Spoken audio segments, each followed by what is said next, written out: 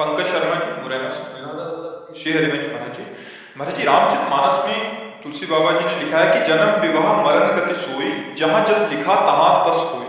महाराज जी, व्यक्ति का जन्म मृत्यु और विवाह पहले से निश्चित है, फिर महाराज जी सुयोग्य पति या पत्नी की प्राप्ति के लिए भगवान शंकर या माता अम्बा भावी मेट सके त्रिपुरारी ये भी तो लिखा है, जो तप करे तुम्हारी कुमारी, तो भावी मेट सके त्रिपुरारी ये भी तो लिखा है रामचरितमानस में। तो इसमें संशय क्या है? अगर भगवान शंकर की आराधना की जाए, अम्बा जी की आराधना की जाए, तो जो भाग्य में लिखा हो उसको मिटा करके नवीन लिख सकते हो भगवान है।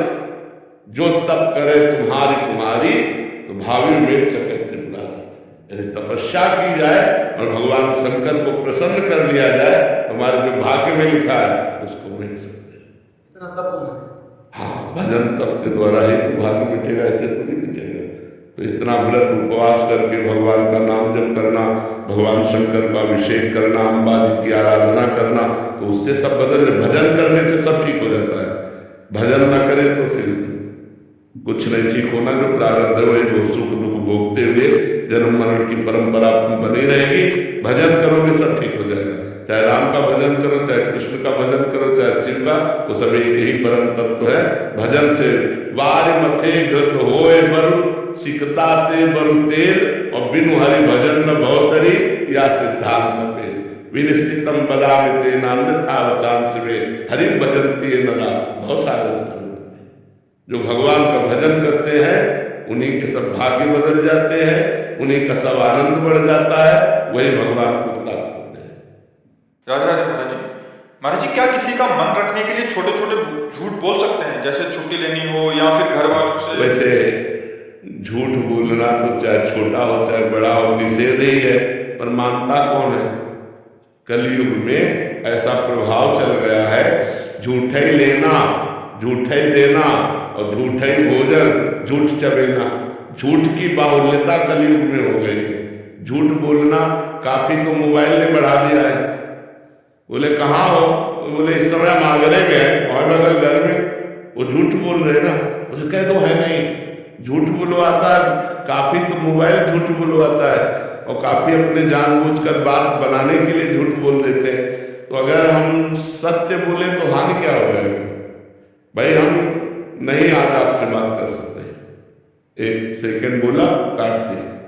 हम क्यों बोले कि कह दो आगरे में ऐसा? कभी कभी बड़ों का मन रखने के लिए थोड़ा करना पड़ता है, वो उदास हो जाते हैं ज्यादा। सच झूठ बोलने से बड़े अच्छे प्रसन्न होते हैं, सच बोलने से मतलब गुस्सा हो जाता है? नहीं, ऐसा तो मुझे नहीं लगता। अगर हम प्यार से अपने सत्य को, तो सत्य हमारी रक्षा करेगा, सत्य उनके हृदय को प्रसन्नता प्रदान करेगा। झूठ बोलना, कैसे झूठ बोला जा सकता है? किस विषय पर? हमें जैसे मैं एक उदाहरण बताऊं तो हमारे समझ में आ जाए।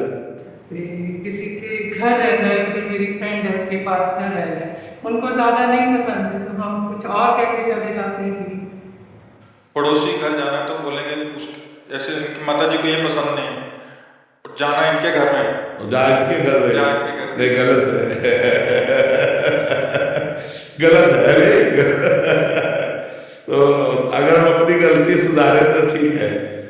झूठ बोलना इसे चालबाजी कहते हैं, इसको चालबाजी कहते हैं। झूठ बोलना, चालबाजी करना, कपट करना, ये गंदी बातों को हम अपने जीवन में ना रखें। सीधी बात है, आपको पसंद नहीं लेकिन हमारा कार्य है वहां तक जाना, तो आप क्षमा कीजिएगा, मैं वही जा रही हूँ जो आप सुनना नहीं चाहती है, हमें जाना अनिवार्य है। वो थोड़ा उनको बुरा लगेगा, लेकिन उनको पता है मेरी बहू कहाँ गई है। अब तुरंत काम मनाओ, बोले उनके घर में, बोले उनके घर में गई, वो तो उनके घर गई है, तब तो बहुत ही गलत हो जाएगा। जब उनको असलियत पता चलेगी, तो हमें लगता है जहां तक हो सके झूठ ना बोला जाए।